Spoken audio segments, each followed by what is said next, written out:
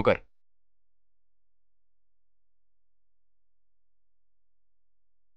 என்னாச்சுங்க?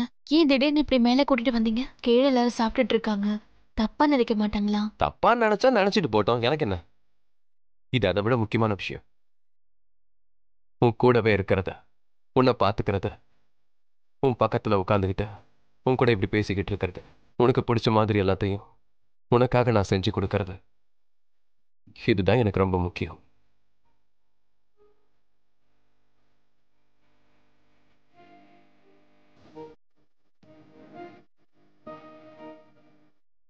என்ன பானிபூரியா? இப்போ டின்னர் டைம்ல எப்படி? சௌமியா, பானிபூரி சாப்பிடுறதுக்குன்னு தனியா ஏதாவது டைம் இருக்கான்னு? அப்புறம் என்னன்னா, அந்த பானிபூரி கடைக்காரர் கூட சொன்னாரு, அவர் கடையில் இருக்கிற பானிபூரி சாப்பிட்டா புருஷ பொண்டாட்டிக்குள்ள சண்டை எப்பவுமே வராதான். ஆனா நீங்க கீழே எங்க புருஷன் பொண்டாட்டிக்கு சம்பந்தப்பட்ட விஷயம் நீங்க, ஆனா இங்க வந்து பார்த்தா. ஒரு நிமிஷம், நீ ஒரு விஷயத்த சொல்லு. ஒரு புருஷன் ரொம்ப ரொமான்டிக்கா அவன் பொண்டாட்டிக்காக பானிபூரி வாங்கிட்டு வரான்னு வச்சுக்க, சந்தோஷமா அவளுக்காக மட்டும் அதை கொண்டு வந்து கொடுக்கலான்னு நினைக்கும் போது, அப்போ அது புருஷ பொண்டாட்டிக்கு சம்பந்தப்பட்டது தானே? சரி, அந்த கதை விட பானிபூரி சாப்பிடலாம்.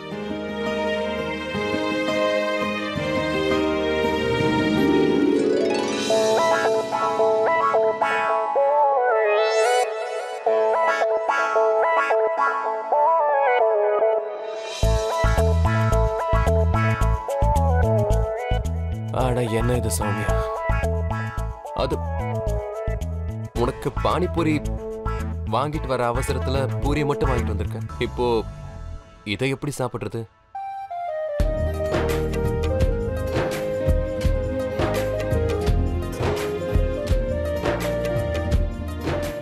அதனால என்னங்க, அந்த பானிபூரி வைக்கிற அண்ணனுக்கு முழுமையான நம்பிக்கை இருக்குல்ல, நம்மளோட உறவும் இதே மாதிரி இருக்கும்.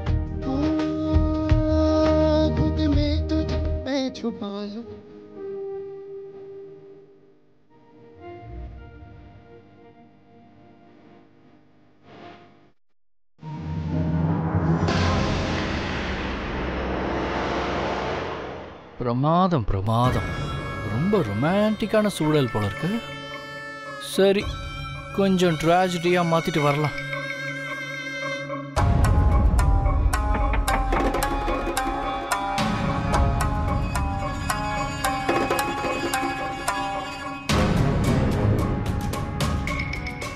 அருண், உங்ககிட்ட நான் கொஞ்சம் பேசணும். சரி, உள்ளவா. ஏதோ கிளாஸ் ரூம்குள்ள வர மாதிரி கதவை தட்டிட்டு வர. அருண், இது டைவர்ஸ் பேப்பர்ஸ் சுமதி கொடுத்தா, இதுல சைன் வேணுமா?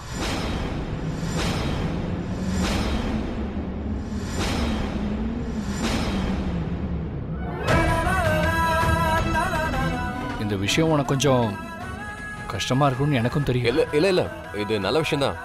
கொடு, நான் சைன் பண்றேன்.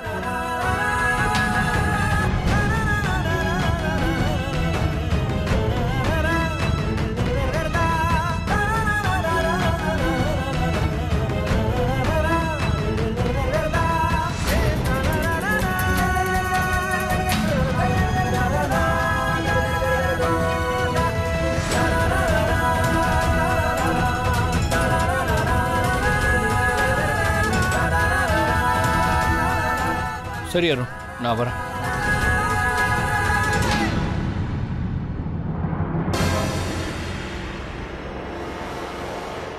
நீ என்ன யோசிக்கிறேன்னு எனக்கு தெரியும்.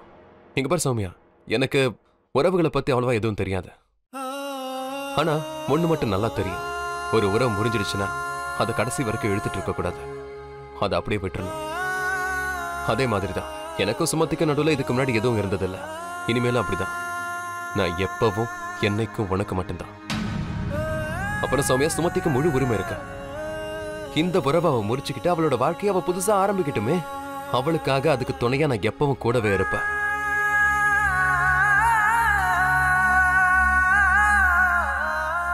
நீ என்ன யோசிக்கிறேன்னு எனக்கு தெரியும், இதுதானே?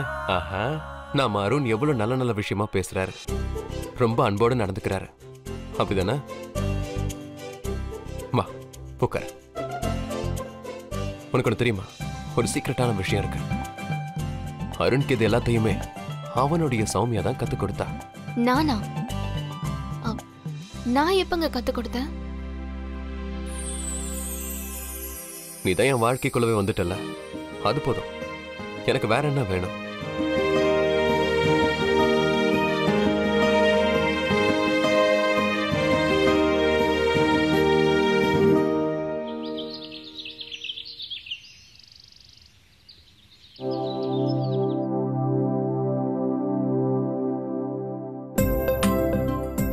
ஏற்கனவே லேட் ஆகுது, இதுல இந்த பிரேஸ்லெட் வேற. ஏ சௌமியா, இந்த பிரேஸ்லெட் போட்டு விட. ஒரு நிமிஷங்க, கொடுங்க.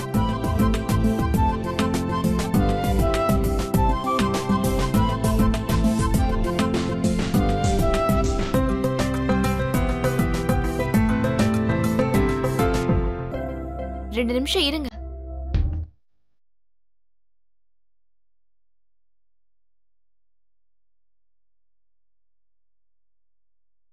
சௌமியா, என்ன?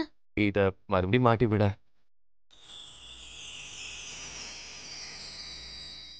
சரி, மறுபடியும் போட்டு விடுறேன்.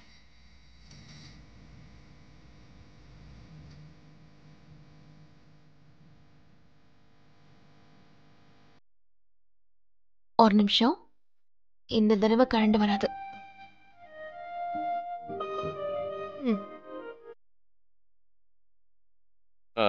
சௌமியா, மறுபடியும் இது கழண்டுடுச்சு. மறுபடியும் போட்டு விடுறேன். ஒண்ணு தெரிஞ்சுக்கோங்க, நான் ஒன்னும் அந்த அளவுக்கு முட்டாள் இல்லைங்க.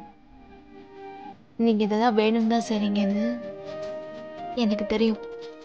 உனக்கு எதுவும் தெரியாதுன்னு நான் எப்ப சொன்னேன்? நீ தான் ரொம்ப ஸ்மார்ட் ஆச்சே. அப்புறம் உனக்கு இதுவும் தெரியும்ல, இதெல்லாம் நான் வேணும் தான் செஞ்சேன்னு. உனக்கு ஒன்று தெரியுமா சௌமியா? நம்ம ரெண்டு பேருக்குள்ள இருக்கிற உறவு இருக்குல்ல, அது இந்த பிரேஸ்லெட்டோட லாக் மாதிரி. ஒருவேளை இந்த பிரேஸ்லெட்டோட ரெண்டு எண்டையும் லாக் பண்ணலன்னா அப்புறம் என்ன ஆகும்? இப்படிதான் தனித்தனியா புரிஞ்சிருக்கணும்.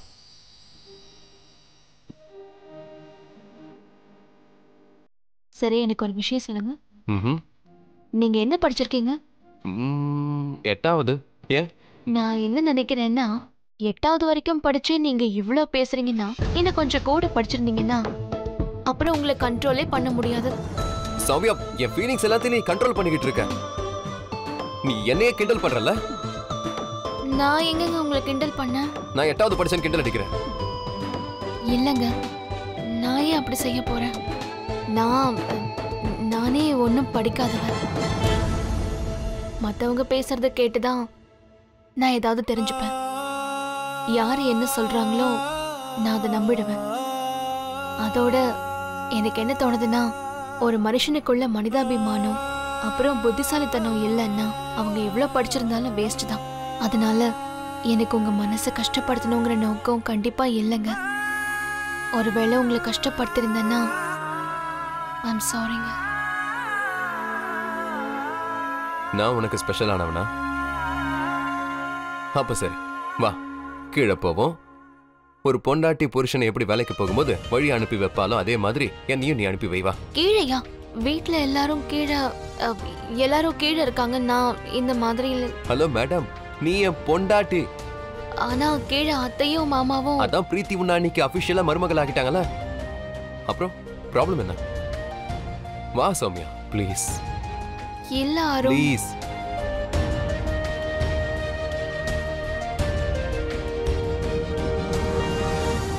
நான் சொல்றத கேளு ராவி. நம்ம வீட்டுக்கே போயிடலாம். அப்பா 2-3 திட்டுவாரு, அவ்வளவுதானே. ஆனா எப்படி உங்க அப்பா தன் மகன் திரும்ப வீட்டுக்கு வரதுக்கு சம்மதிச்சாரோ அதே மாதிரி ஏன் அப்பாவும் ஒத்துப்பாரு. அது எப்படியும் இங்க நமக்கு மரியாதை இருக்க போறதில்ல. நீ பார்த்தல, வீட்டில் இருக்கிற எல்லாருக்குமே வேலையை பகிர்ந்து கொடுத்துருக்காங்க. ஆனா எனக்கு எதுவுமே கிடைக்கல. நீ சொன்னதுக்கு அப்புறமும் கூட இங்க ஒரு திருநங்கைக்கு கொடுக்குற மரியாதையை கூட நம்ம 2 பேருக்கும் கொடுக்கறது இல்ல. அப்படிலாம் எதுவும் இல்லைங்க. அப்படித்தான் ராவி. எனக்கு காசு தேவை. நான் எங்க இருந்து கொண்டு வருவேன்? யார்கிட்ட கேட்பேன்? நீங்க எங்கேயும் வேலை தேட வேண்டிய அவசியமே இல்ல. நானே அப்பா கிட்ட போய் மறுபடியும் இந்த விஷயத்தை பத்தி பேசுறேன். இப்போ உனக்கு காசு வேணும்ல, நான் எடுத்துட்டு வந்து தரேன் உனக்கு.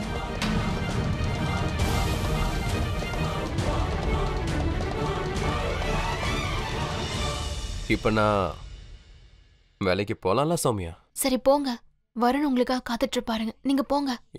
எங்க பாரு, போறதுக்கு முன்னாடி ஹக் பண்ணி வழி அனுப்பலாம்ல.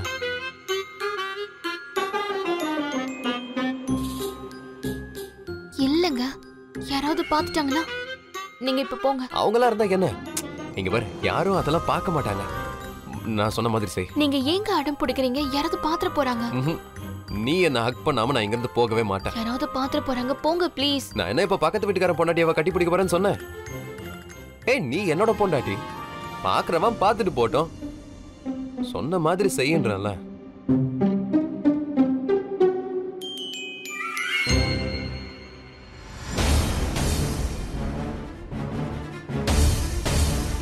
இப்படி ஒரு காதலை இதுக்கு முன்னாடி நான் பார்த்ததும் இல்ல, கேள்விப்பட்டதும் இல்ல. சரி, அதான் முடிஞ்சிருச்சு இல்லங்க, நீங்க போங்க. By by Soumya.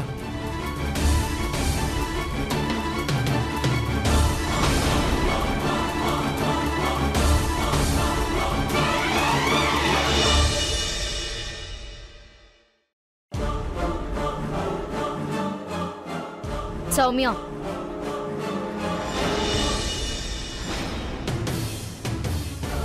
உன்கிட்ட கொஞ்சம் பேசணும். எல்லாரும் வாங்க, எல்லார்கிட்டயும் நான் முக்கியமான விஷயம் ஒண்ணு பேசணும்.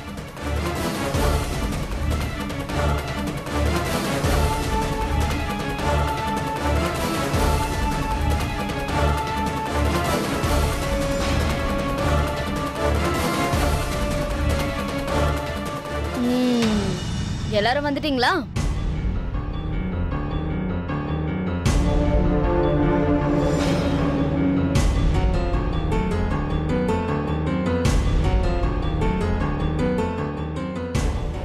நான் அருணுக்காக இன்னைக்கு நான் உன்னை இந்த வீட்டு மருமகளா ஏத்துக்கிறேன்.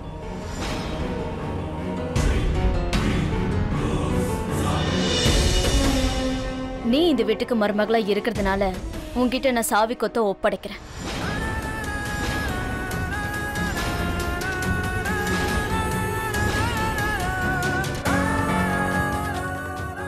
இந்த வீட்டோட மொத்த கணக்கு வழக்கு எல்லாத்தையும் நீ தான் பாத்துக்க போற.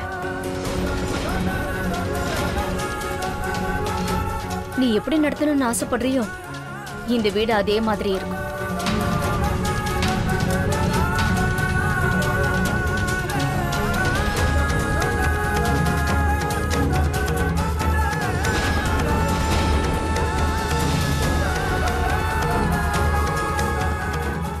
இந்தா,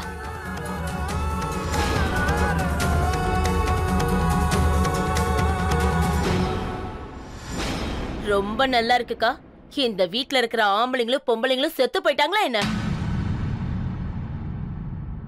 போய் ஒரு திருநங்க இந்த வீட்டை ஆள போறாளா?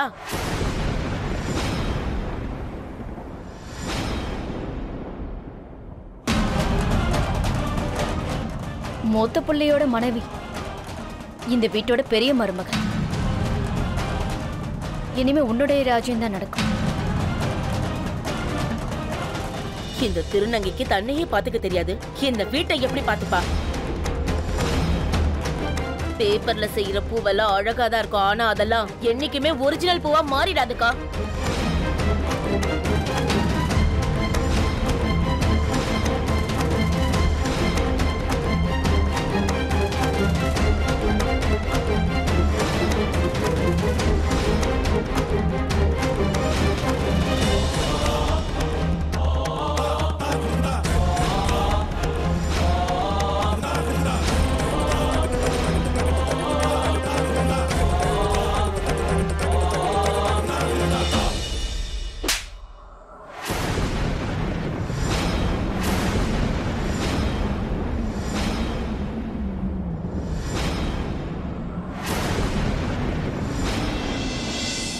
என்னுடைய புள்ள இருக்கானே, அவன் என்னுடைய செல்ல பையன். அவனுக்காக நான் என்னுடைய மொத்த சொத்தையும் அவனுடைய பேர்ல என்னால எழுதி வைக்க முடியும்.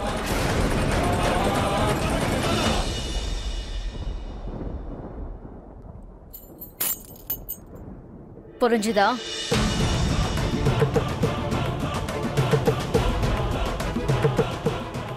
ஞாபகம் வச்சுக்க.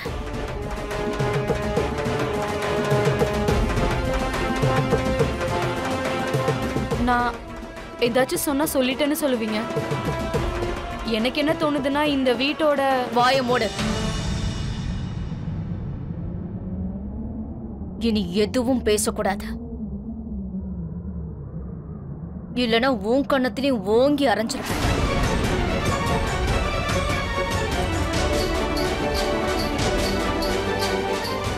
இது என்னுடைய வீடு. நீ யாரு பேசுறதுக்கு? கல்யாணத்துக்கு அப்புறம் பொண்ணு வேற விட்டு மருமக, அம்மா கிட்ட பேசுற உரிமை அவளுக்கு இருக்காது. நீ உன்னோட வீடியோ உன்னால சமாளிக்க முடியல, இப்போ நீ என்கிட்ட பேச வரியா? நான் 3 வேளை சோறு போடுறேன்ல, நீ அதுக்கு மட்டும் வாய திறந்தா போதும்.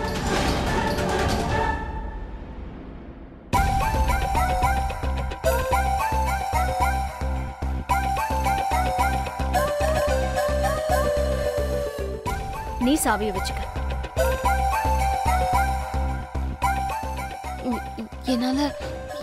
என்னால முடியாதத.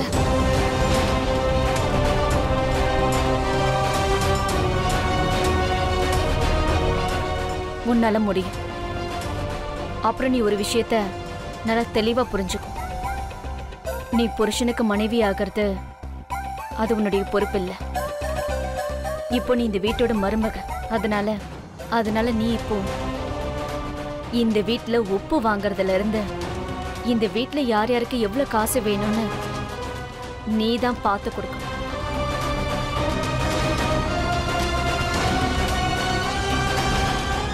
நானும் பாக்குறேன் இந்த திருநங்க இந்த வீட்டோட மொத்த கணக்கு வழக்கையும் எப்படி பாக்குறான்னு.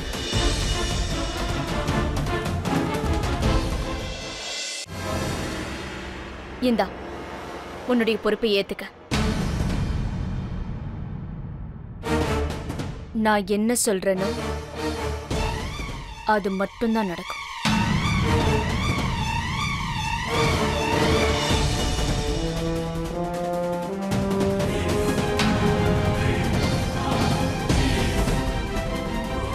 அத நான் ஒன்னும் படிச்சவே இல்லை. எனக்கு கணக்கு வழக்கெல்லாம் பார்க்க தெரியாது. அதனால நீங்களே. பரவாயில்ல, நான் இருக்கேன்ல.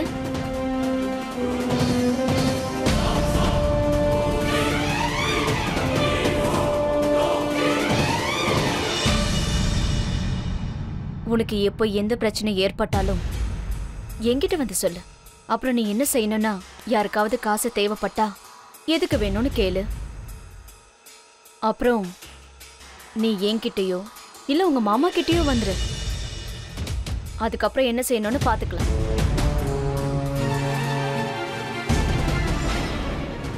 நீ இப்போ இந்த வீட்டை மட்டும் சமாளி.